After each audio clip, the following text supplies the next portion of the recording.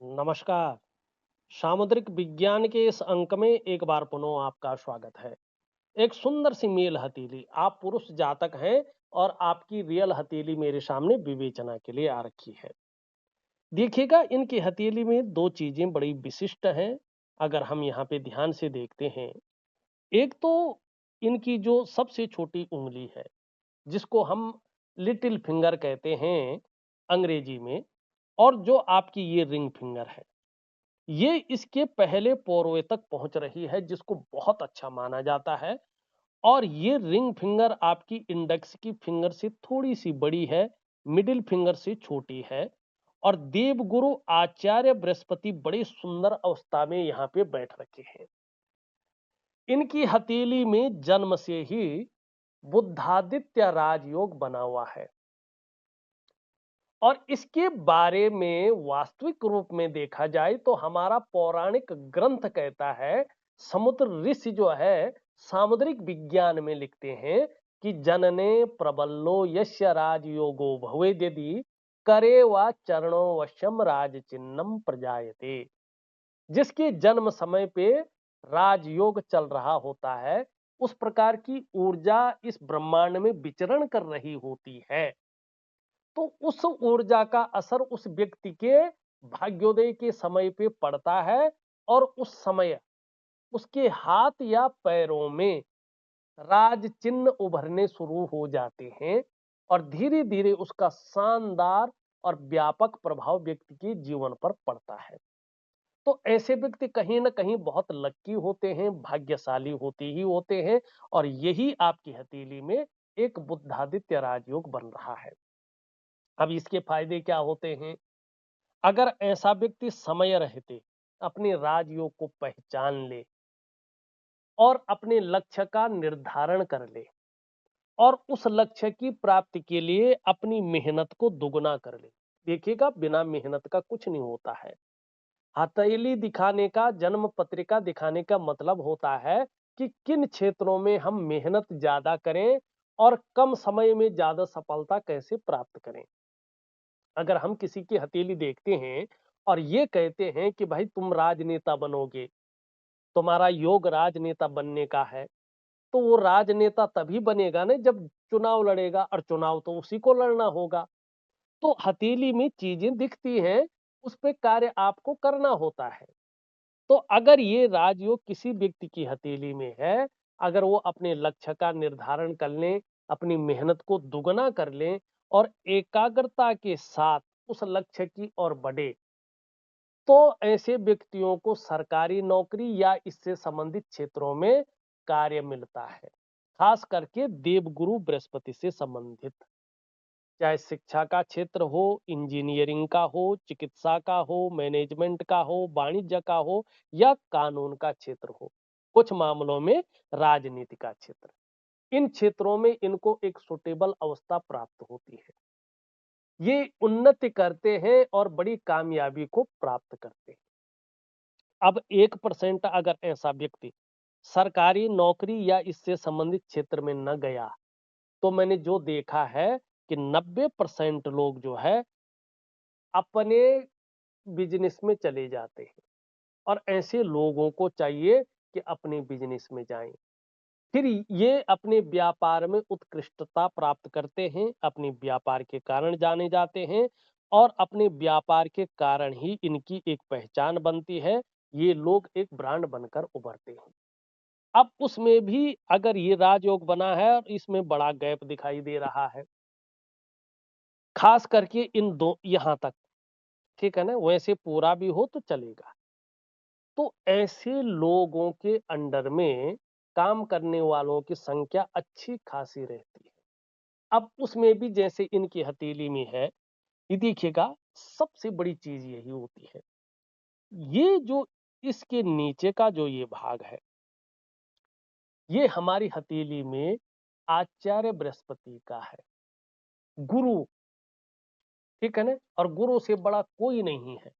तो ये ज्ञान के आचार्य है, ये रीति रिवाजों के आचार्य है, ये आपके जो कर्तव्य है उसके बोध के आचार्य हैं, ये अनुशासन के आचार्य हैं। और देखिएगा जिन लोगों का ये हिस्सा जैसे इनका है, पुष्ट और सुंदर है, इसका मतलब है कि देवगुरु बृहस्पति जी की कृपा इन पर बहुत अच्छी बनी हुई है। और ज्यादातर मामले में आप देखेंगे अगर ये बुद्धादित्य राजयोग भी बना हुआ है और हथेली में ये वाला भाग इस प्रकार से सुंदर है, बेहतरीन है, तो प्रोफेशनली ये लोग टीचर होते हैं, बहुत बड़े ज्योतिषी होते हैं और कुछ भी हो उच्च स्तरीय जॉब करते हैं। बहुत बुद्धिमान लोग होते हैं ये। आईएएस होते हैं, आईपीएस होते हैं, इंजीनियर होते हैं, डॉक्टर होते हैं, साइंटिस्ट होते हैं। अद्भुत बातचीत। देखने में ऐसे लोगों का मुखमंडल तेज होता है और जो बात करते हैं उसमें एक आकर्षण होता है और कहीं ना कहीं बृहस्पति की कृपा के कारण एक राजा जैसा जीवन होता है। कहें तो राजसी भोग ये प्राप्त करते हैं। तो कहीं ना कहीं आपके जीवन में देवगुरु बृहस्पति की बहुत अच्छी कृपा बनी हुई है और आपके अंदर एक विशेष प्रकार की कैपेबिलिटी ये दे रहे हैं अगर आप उस पे चल सकते हैं तो या चले होंगे तो। यहाँ पे ध्यान से देखिएगा जरा मस्त तरीके से, चाहे आप किसी भी रूप में इसको देखिएगा, इधर को भी देखिएगा तो ये इस प्रकार से जा रहा है, इस प्रकार से, और यहाँ पे मंदिर का चिन्ह बन रहा है। अगर आप जो है दूसरी तरीके से देखेंगे, इस प्रकार से भी देखेंगे, ये यहाँ तक जा रहा है, ये, और यहाँ पे आपका मंदिर का चिन्ह बन रखा है। ठीक। अगर इसको सीधा इस तरह से देखा जाए तो ये थोड़ा सा विंडो का चिन्ह बन रखा है।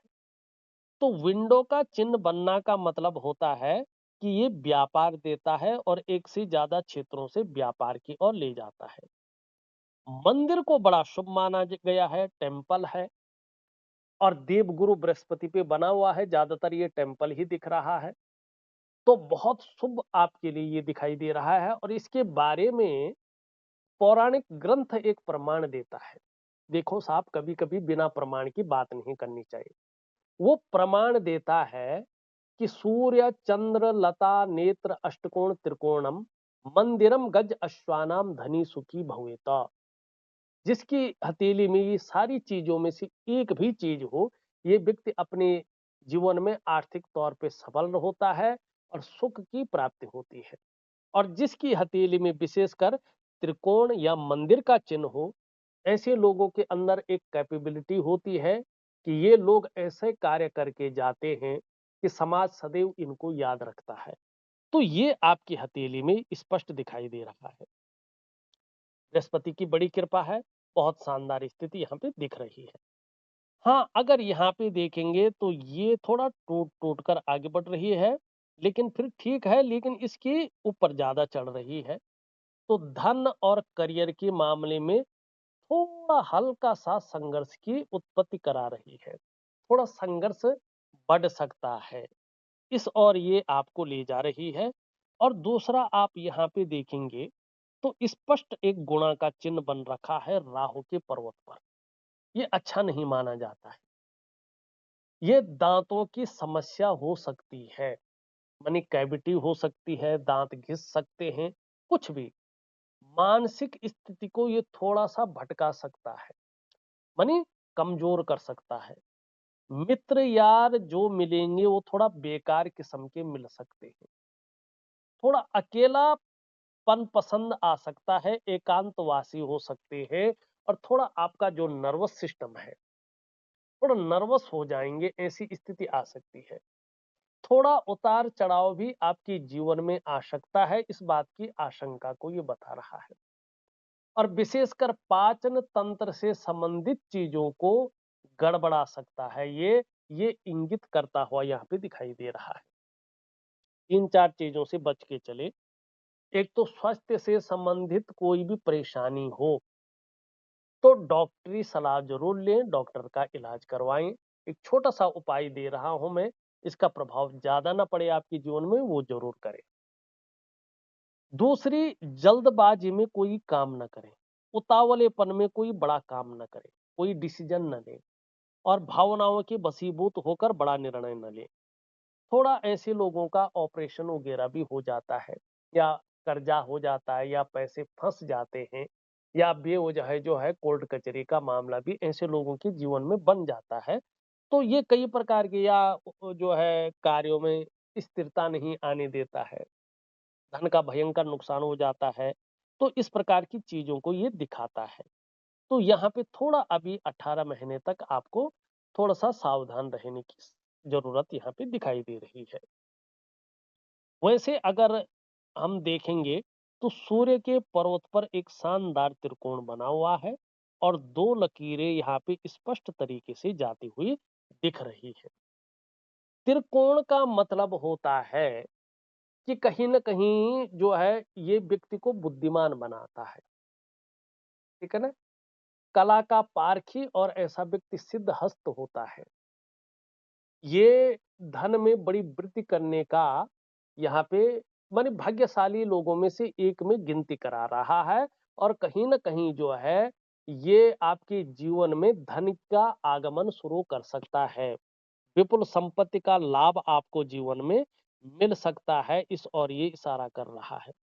वहीं ये देखेंगे तो एक लग्ज़री जीवन भी देता हुआ दिख रहा है, क्योंकि यहाँ पे शुक्र बहुत अच्छा है, लेकिन शुक्र ज़्यादा फूल गया है। और चंद्रमा का भी इस पे असर पड़ रहा है। थोड़ा-सा आपको दिव्य योग ध्यान क्रिया ज़रूर करनी है, माने एक प्रकार का प्राणायाम हो, योगा है और मेडिटेशन है, ये ज़रूर करना होगा।